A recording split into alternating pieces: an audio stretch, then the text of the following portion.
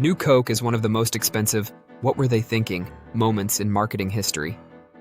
$100 million burned, a global brand humiliated, and customers so angry they literally begged for the old product back. How does the world's biggest soft drink brand misread its own fans that badly? In this breakdown, you'll see the one strategic blind spot that turned great research into a terrible decision. Because there's one subtle mistake in their research design that quietly killed New Coke. And we'll get to that in a minute. How Coke proved. New Coke was a great idea. To understand the mistake, you need to see the pressure cooker Coca-Cola was in. Pepsi was running the Pepsi Challenge, putting both drinks in plain cups and asking people which one they liked more. On TV, person after person picked Pepsi. It made Coke look old, out of touch, and worse, like it simply tasted inferior. Inside Coca-Cola, the story became, we're losing because our taste is worse.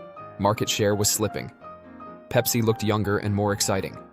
So leadership framed the mission very narrowly. Fix the taste problem, win back share. Now, instead of asking, what does Coca-Cola mean in people's lives? They zoomed in on a feature, flavor. They launched a massive research program. Blind taste tests.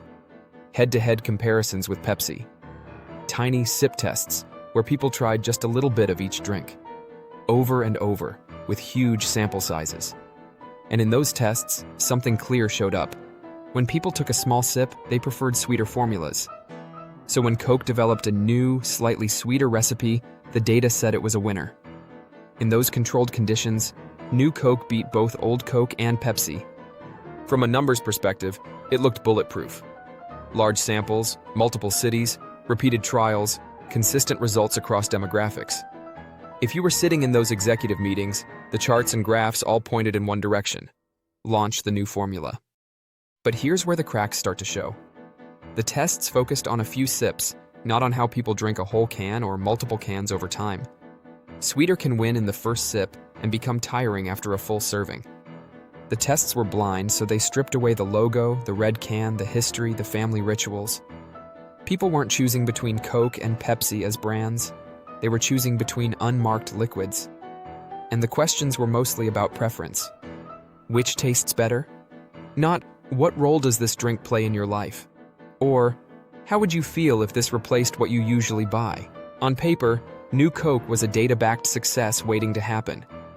In reality, this is exactly where the real mistake begins. The strategic error. Solving the wrong problem. Coke's real mistake wasn't the recipe. It was the question they were trying to answer. Inside the company, the story was simple. People like Pepsi's taste more than ours. Fix the taste, fix the business. That sounds logical, but it hides a bigger question. What does Coca-Cola actually mean to people? Those are two totally different problems. One is a feature problem, sweetness, smoothness, aftertaste. The other is an identity problem, memory, status, comfort, tradition. Coke treated the brand like a flavor checklist instead of a symbol. This is the difference between feature-level thinking and identity-level thinking. Feature-level thinking says, we'll tweak the product until the numbers move. Identity-level thinking asks, who are we in our customer story, and what would it feel like if we changed that? Because Coke framed it as a taste problem, every research decision followed that path. Take the sip tests. When you ask people to take one sip, you're biasing the test towards sweeter options. Your brain responds to that initial hit of sweetness like, nice, that's pleasant, but that doesn't tell you how someone feels after a full can, or after drinking it regularly for years. Then you strip away the brand. No red can, no script logo, no Coca-Cola name. Now you're not testing Coke. You're testing anonymous brown liquids. The whole emotional layer is gone. Next, you focus the questions on preference. Which one do you like more? Which tastes smoother? You're not asking, what memories does this drink bring up? Or, how would you feel if this disappeared from shelves? Or, what would it mean if this was replaced? So the research design drives the conclusion. If you only measure short-term taste preference in a lab, you'll end up solving short-term taste preference in a lab. And that's exactly what happened. What got ignored in the process was massive brand equity. Coca-Cola wasn't just a drink. It was the original. the thing people's parents and grandparents drank. It was tied to holidays, sports, celebrations, childhood. It had that always been there feeling. For a lot of people, Coke meant stability, tradition, even Americana. When you change the formula and remove the old one, you're not just updating a product, you're messing with people's sense of continuity. Inside the boardroom, though, the quantitative data was loud and clear. Big sample sizes, strong preferences, clean charts. The qualitative insights, stories from people who said things like, "Coke is part of my life," or "Don't touch the original," looked soft and emotional next to the hard numbers. Executives overweighted what they could measure easily and underweighted what was harder to quantify. Meaning, nostalgia, trust. Here's the thing most people miss. Customers can dislike a feature in isolation and still love the product as a whole. Someone might say, "Yeah, Coke is a bit less sweet," or "The aftertaste isn't my favorite," and still choose it every time because of what it stands for. The identity overrides the feature. They're not just buying a flavor, they're buying a feeling. Think about that customer who says, "I don't even drink Coke often, but it needs to exist." That person isn't defending a taste, they're defending a symbol. It's about the comfort of knowing it's there, that nothing fundamental has shifted. If you misdiagnose the problem, better execution doesn't save you. It hurts you faster. Coke did world-class research on the wrong question. They ran precise tests inside a flawed framing. So the more confidently they moved, the more aggressively they drove toward the wrong outcome. They didn't only launch a different product. By replacing the old formula, they effectively said, "That Coke you grew up with, it's gone. This is Coke now." From a feature-level lens, that's an upgrade. From an identity-level lens, that's a betrayal. And once you cross that emotional line, you're not in product optimization anymore. You're in the territory of grief, loss, and resistance. Coke could have caught this with one deeper question in their research. How would you feel if this new formula replaced the one you buy today, not tasted next to it, not added as another option, but replaced?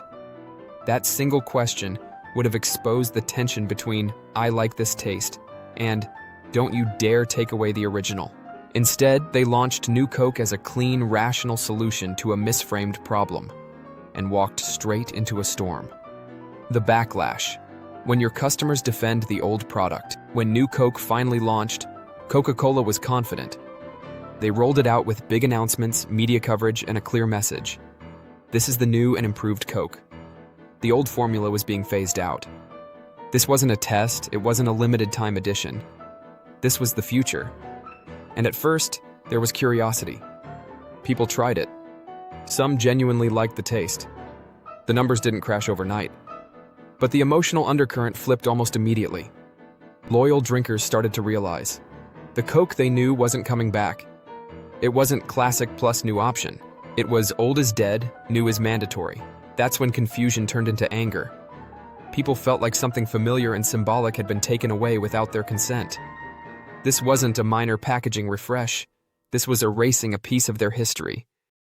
Think about a favorite local spot being replaced by a chain overnight. Even if the food's decent, it doesn't feel right. The way the decision was framed didn't help. The message came across as, "We know better than you what you like. Our tests prove this is better, so here you go." That's a tough tone when people have decades of lived experience with your brand. And crucially, customers weren't given the right to choose. If New Coke had launched alongside the original, people could have decided for themselves. Instead, the company forced a binary: accept the new thing or walk away. When you do that with something tied to identity, people don't just shrug. They push back. Calls and letters poured in. Media stories amplified the outrage. It became socially acceptable, even popular, to complain about New Coke. The backlash itself became a story. The irony is brutal. The intensity of the outrage proved how strong Coca-Cola's brand really was. You don't get that level of emotional response to a generic soda.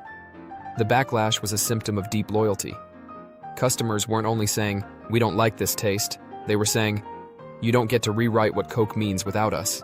Once that message landed, Coca-Cola had no choice but to reverse course. They brought back the original formula as Coca-Cola Classic, while trying to keep New Coke in the lineup. The company effectively admitted, "We touched something we shouldn't have." New Coke faded into the background. Classic Coke reclaimed its place.